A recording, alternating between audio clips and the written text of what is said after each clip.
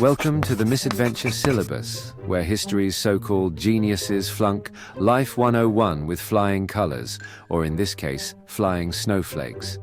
I'm Professor Misadventure, your guide through the dumpster fire of human decisions. Today's lesson, how to lose a war by napping, starring Napoleon Bonaparte, the short king who thought Russia was a weekend getaway. Spoiler, it wasn't. This guy took 600,000 men on a road trip to Frostbite City and came back with less than a minivan's worth. We're talking a failure so big, it's basically the historical equivalent of forgetting your lines in the school play. Except the stage is on fire and the audience is a blizzard. Buckle up, class. This one's colder than your ex's texts and twice as brutal.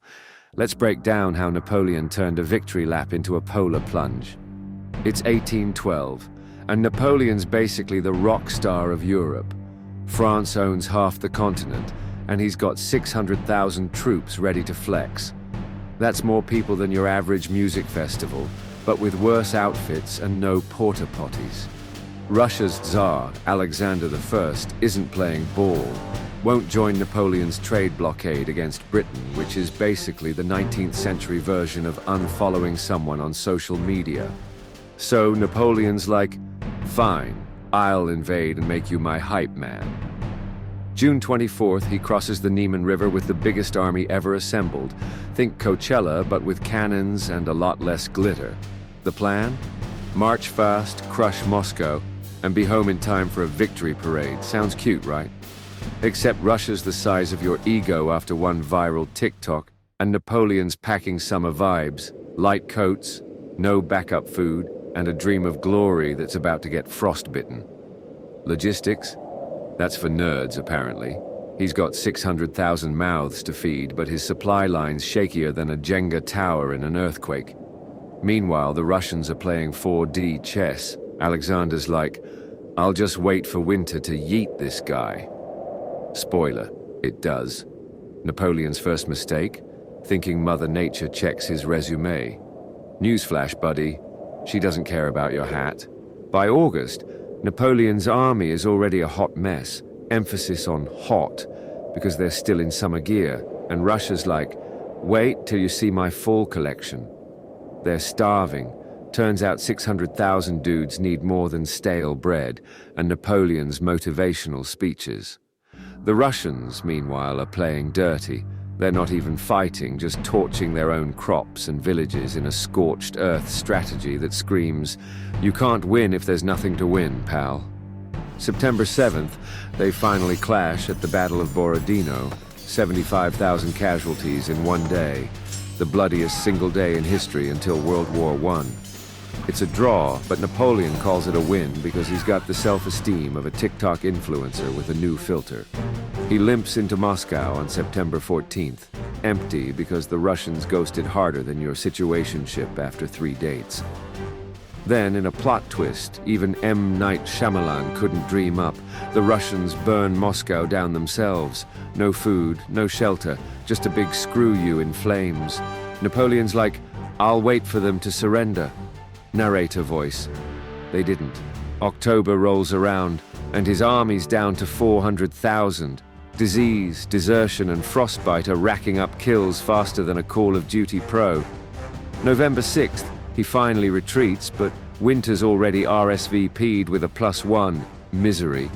Blizzards hit, temperatures drop to -30 Celsius, your phone would shut down, and so do his troops. Cossack raids pick off stragglers like it's a Black Friday sale on chaos. The Berezina River crossing in late November? A logistical nightmare. Think trying to herd cats, but the cats are frozen and the herder's delusional. By December, Napoleon bails on his army, ditches them to save his throne back in Paris because nothing says great leader like abandoning your boys in a snowstorm. He limps back with 50,000 frostbitten survivors, a 90% loss rate. Russia's sipping tea, laughing, probably posting L emojis on 1812's version of X. What we learned: don't invade Russia in flip-flops, genius. Let's break this down for the back row. Lesson 1. Weather's not your hype man. Winter doesn't care about your 5-foot swagger or your fancy hat collection. -30 Celsius laughs at your ego and freezes your dreams solid. Lesson 2. Armies need food, not just motivational posters. 600,000 men can't march on vibes, a stale croissant, and the promise of glory. Pro tip, pack a granola bar or 10,000. Lesson 3. If the enemy's burning their own stuff, maybe they're not sweating you.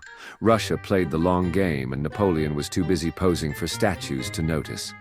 Lesson 4. Have a backup plan that's not "I'll figure it out." Spoiler, you won't. Napoleon's post-game interview. "I meant to lose 90% of my army for clout."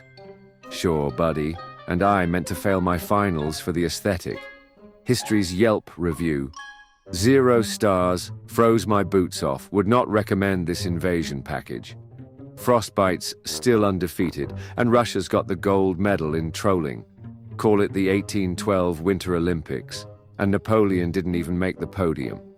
Next time, pack a Snuggie, a reality check, and maybe a map that says, "Don't go here, dummy."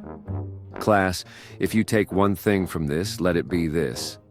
Hubris doesn't keep you warm, but a good coat might. Your homework. Nap strategically. 5 minutes, not 5 months. Plan literally, not figuratively. And for the love of all that's warm, don't invade Russia unless your idea of a good time is becoming a human popsicle. Class dismissed. Subscribe, or you're retaking this with Napoleon's ghost. Spoiler, he's still whining about the cold, and now he's got frostbite Wi-Fi, so the connection's terrible. Next week, why trusting a wooden horse is peak clownery, brought to you by the Trojans, who clearly skipped this class. Don't flunk this one, or I'm assigning you detention with Tsar Alexander. He's still laughing.